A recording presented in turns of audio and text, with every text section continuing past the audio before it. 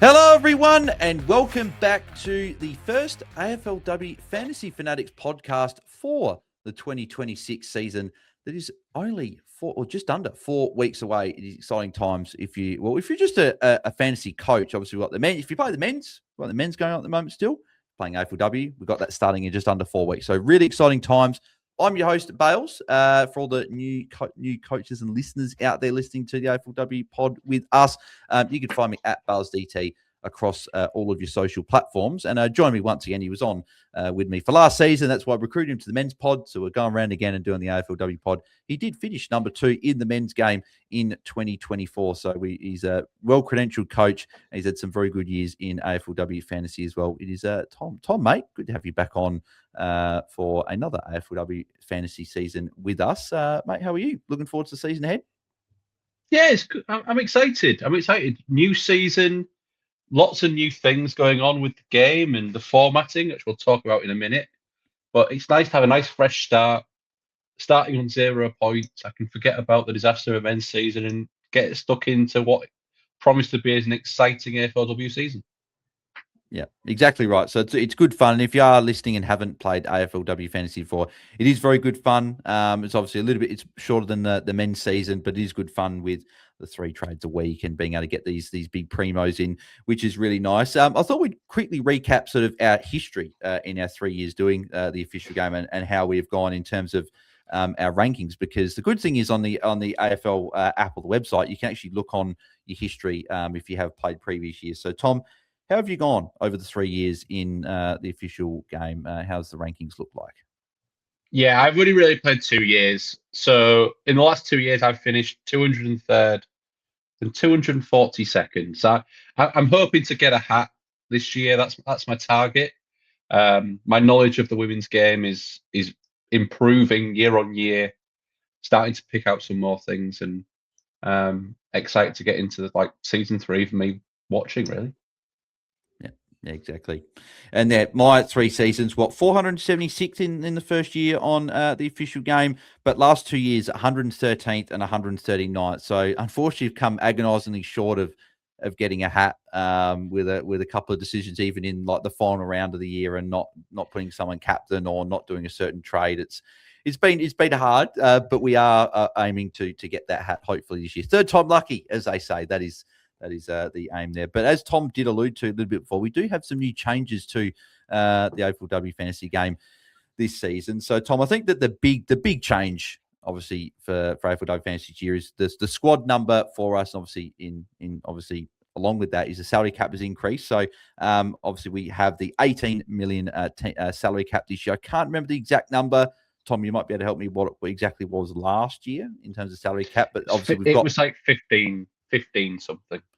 Yeah, 15.3 exactly. So it's maybe. gone up by about over $2 million, probably close to 3. But the squad size increased. So we've got, it's very similar to the men's game. We have 6 defenders, 8 midfielders, 1 ruck, 6 forwards, and then the same bench with 2 defenders, 2 midfielders, 1 ruck, 2 forwards, and then 1 utility. So the only difference between the men's game is just 1 less ruck on field. So it's squad of 29. Which is obviously up a fair bit from last year, because what was it? It was 5-5-1-5. Yeah, 21. Yeah, So 21, obviously 16 on field and 5 on the bench.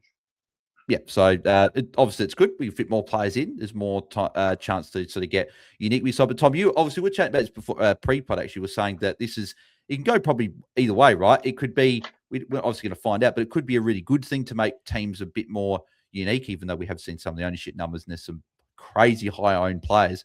But it could mean teams are more unique.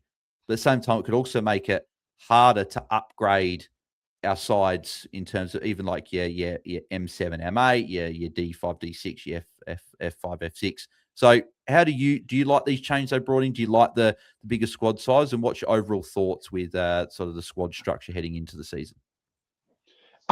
Overall, I'm a really big fan. Like having 8 midfield slots when the meta has been stack your midfielders with premiums and then try and fill up the rest hasn't allowed us to pick some of these underpriced, mid-price midfielders.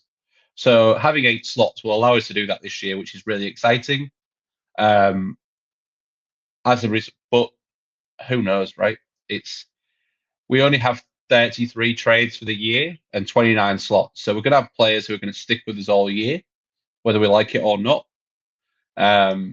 which means we've got our pre-season planning is going to be even more important to make sure we can nail the right rookies and nail those premiums who, I don't like using the word, especially in men's fantasy, but in a 12-week season, we're going to want plenty of keepers in our starting squad to be able to hold all the way through, who hopefully are going to be top of the line or close to.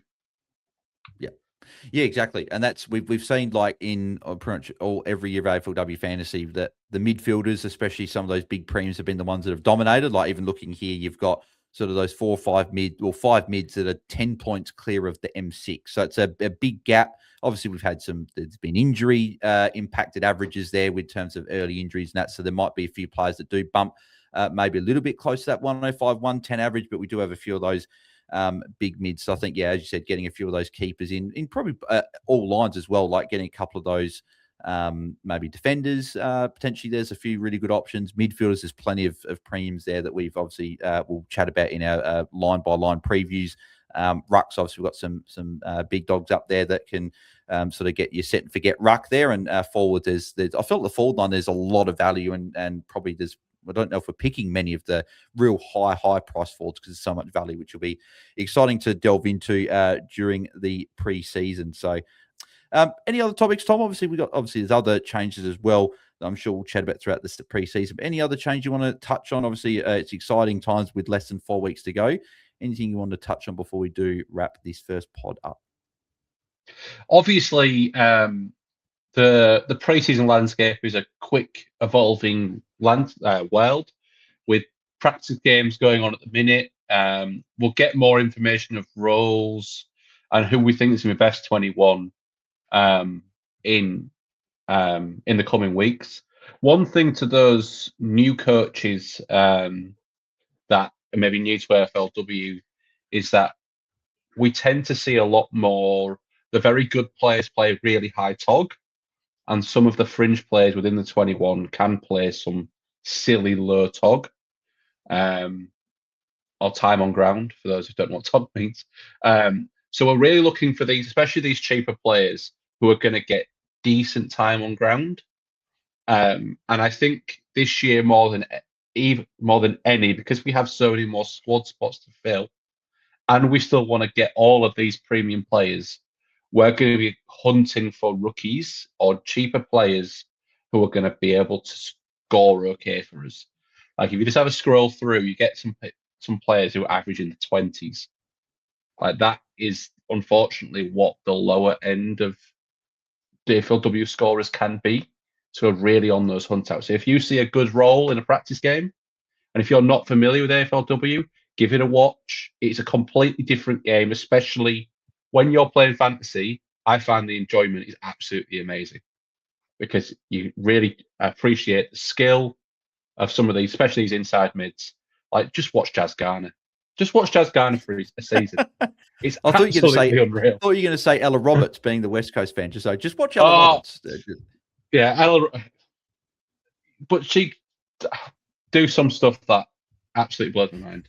So. Yeah, exactly. And as you say, like squad management is key, right? You don't really want many sort of passengers on your bench. You want those rookies on your bench making that cash and being able to make all that money, so you can upgrade to if you don't start one of the big mids, or if you don't start these other premiums in other lines, you want that money to then get off of your bench to then upgrade those rookies, those cheap players, the value players you've got, and upgrade them to those top line players, so then we can have that fully completed side, hopefully by the end of the season. Yeah, one major difference this year is the magic number. So the magic number is the number of which prices and therefore price changes are governed by, is much lower than previous AFLW seasons. In previous seasons, you'd see players who have a great start jump up 500k in 2 weeks. Just thinking of Zippy Fish last year. Went from a basement rookie to over $1 million in like 4 weeks. That won't happen to the same effect this year with the magic number being lower. It'll still be a little bit quicker than, say, in the men's game, but it will be a little bit lower.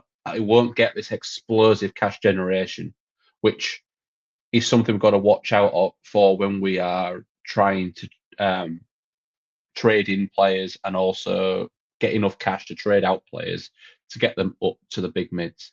I think the teams that do well this year will be able to complete their midfield quickest, because that in AFLW tends to be where the points are scored. Yeah, exactly. And I thought the other thing I'd probably touch on as well before we do get to something exciting towards the end as well was, I think that in men's, for anyone that's played men's fantasy or even other fantasy sports before, we like to refer to this as a VC loophole, which is captains, if for those new players out there, your captain scores double points. Obviously, you want one of those big mids probably to be a captain.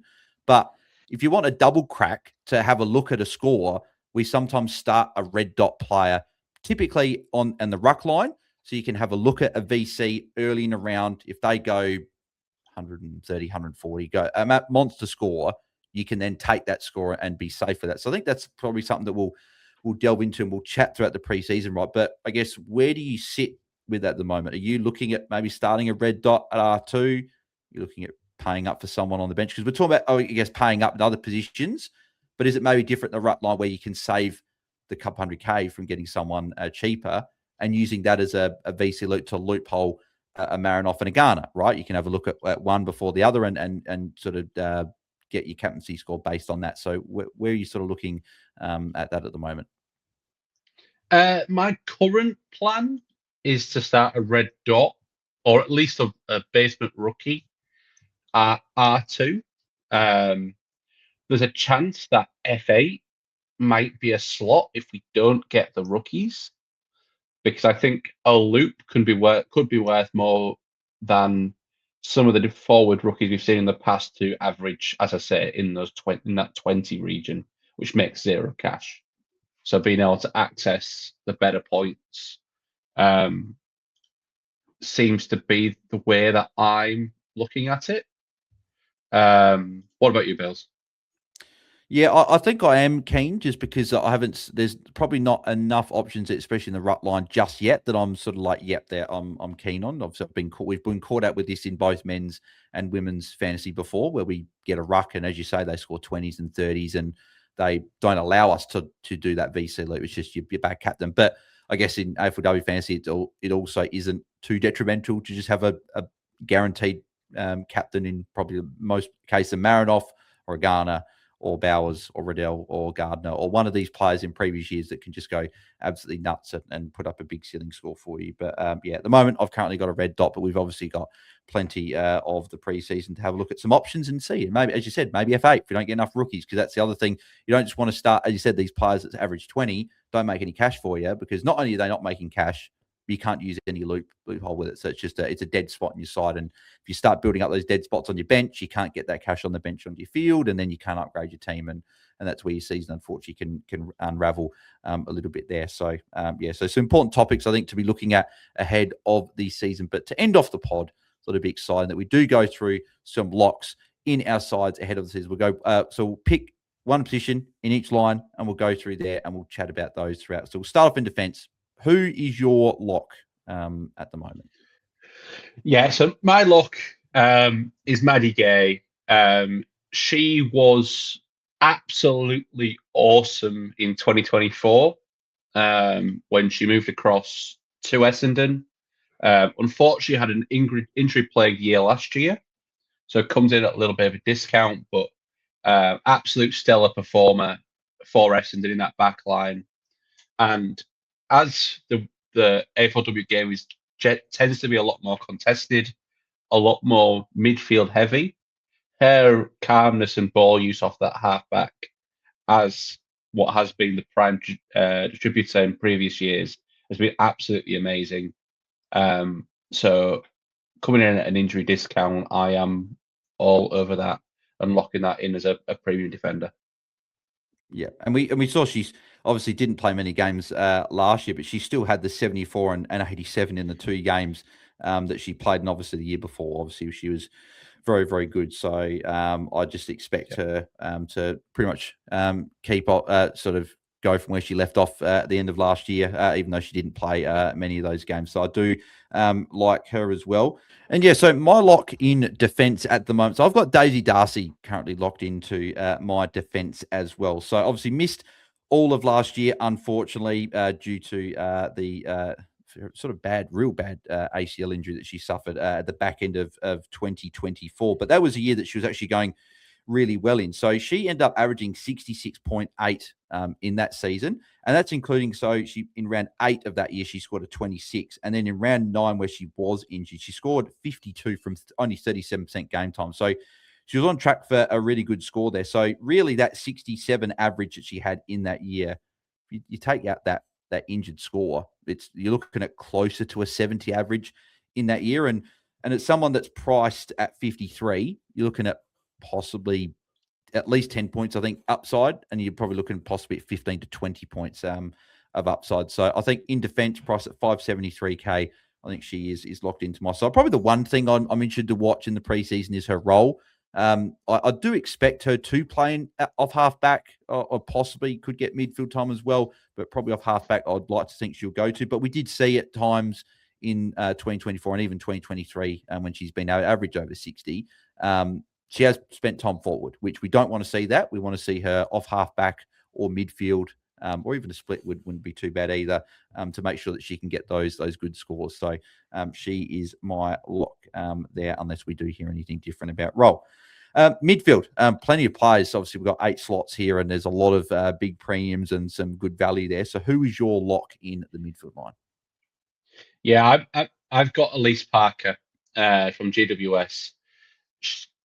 The obviously got injured in that game 1 of last year, unfortunately, but the previous 3 seasons averaging over 90, price in the 70s. I just think that is such a nice pick to have in that middle of the midfield.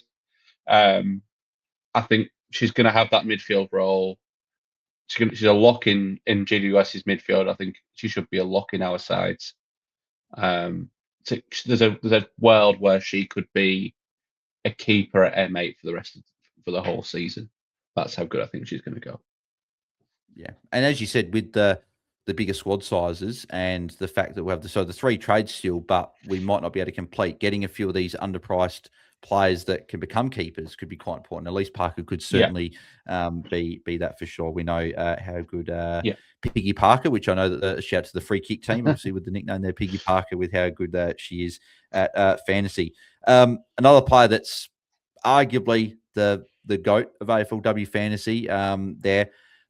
My lock, if anyone knows me and has followed me throughout my AFLW journey, well, knows I'm obviously Crows fan, but I love my AFLW Crows, and Ebony Marinoff is for me my lock going into 2026. So the fact that Tom, this is the crazy thing, right? So we talked about the fact that the top 5 mids were averaging. Bowers at number 5 was averaging 112, and then M6 was George Nanscorn averaging 102, so 10 points. Right. So her last 3 seasons average time. So in 2023, she averaged 126.5.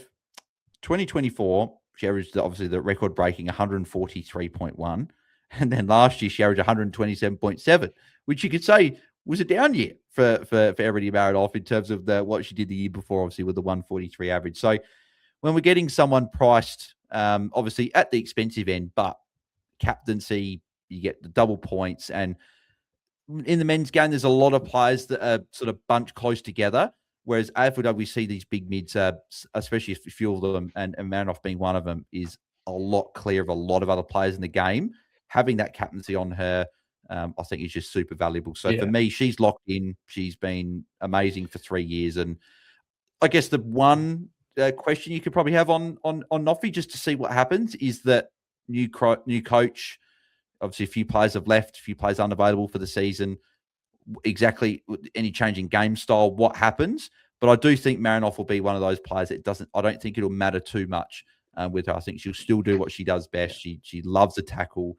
She loves getting the ball I think she's going to continue, and who knows? She could even go over 130 again, which is nuts. So for me, she is my lock. We're not going to go a lock in the rucks because there's only one slot, and we're looking at maybe a couple of these big end premiums. It might be a cup value there, so we won't do lock for rucks there. But we'll go forward line. So who's your forward line lock? The lock for me is Charlie Mullins, priced at 64.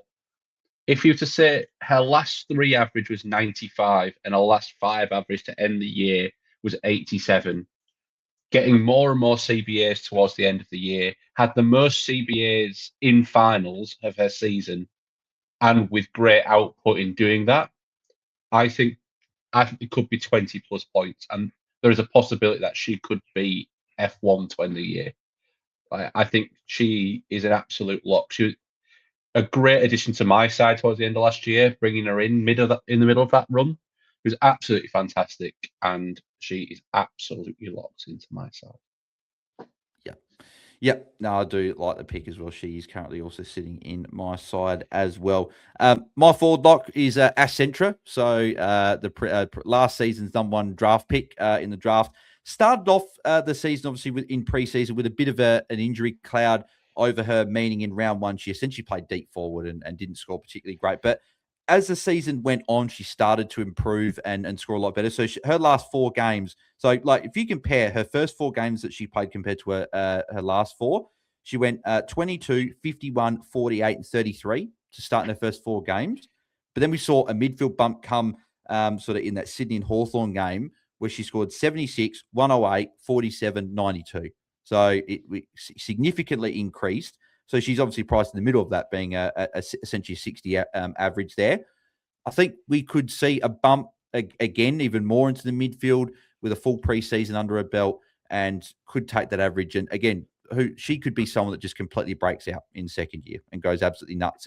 We know how gifted some of these draftees are coming through and just absolutely hitting the ground running. And Accentra could just go sort of bang up right up to like you're looking at maybe a 75 odd average, and even an 80 average. Who knows if she's playing the midfield, could be more. And she could be someone that could be a season keeper, and getting her priced at 640K, I think is someone I'm pretty keen to start. So obviously I'm watching the preseason to see that split in terms of maybe mid forward role, but she's got more of that midfield role. I think I'm pretty keen on starting with her. So, and there we go. There are locks currently at the moment, but that's only a little snippet of some player discussion that we'll have, because we'll go through line by line defense. We'll probably do mids, and then we'll fit the rucks in as well with the mids, because technically rucks are midfielders because they're obviously in the centre bounce all the time. And we'll do forwards in separate pods. Those 3 line by lines there, sort of fitting in quite nicely ahead before the start of the season, which is an interesting start the year, because we have one game on the Sunday. I believe it's the 9th of August is when we get that. So that's going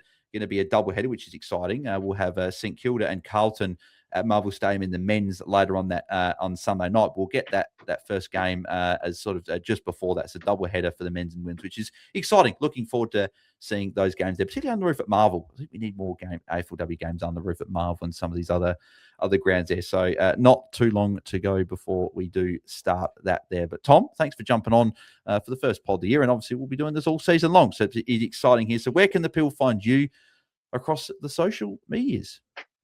Yeah, you can find me on X at Tom_Hales_. Less than 4 weeks to go. How very, very exciting. So I'm looking forward to chatting some more W coming sometime soon. Yeah, exactly. And I'm looking forward to it as well. And you can find me at BAILSDT across socials, and us at AFL Fantasy Fans on X. If you did enjoy, if you're watching the video stream, give us a like, subscribe to the channel if you haven't already as well. We're trying to hit 5,000 subscribers by the end of the AFLW season. That'd be obviously a big goal to hit. So if you haven't subscribed, make sure you do. We obviously do all the AFLW fantasy content. Plus we do AFL fantasy men's content throughout the whole season as well. So if you haven't checked that out, make sure you do that as well. And if you're listening on the pods, wherever it's at Spotify or Apple or wherever you get your pods, if you can leave us a 5-star rating and review as well, that would also be hugely appreciated. And as we said, we're back next week, and we'll be starting off with the defenders, and we'll be looking at the defensive line. So looking forward to previewing everything in defense next week. But until then, thanks for tuning in, and we'll catch you guys next week. So thanks, everyone. See ya. Bye-bye.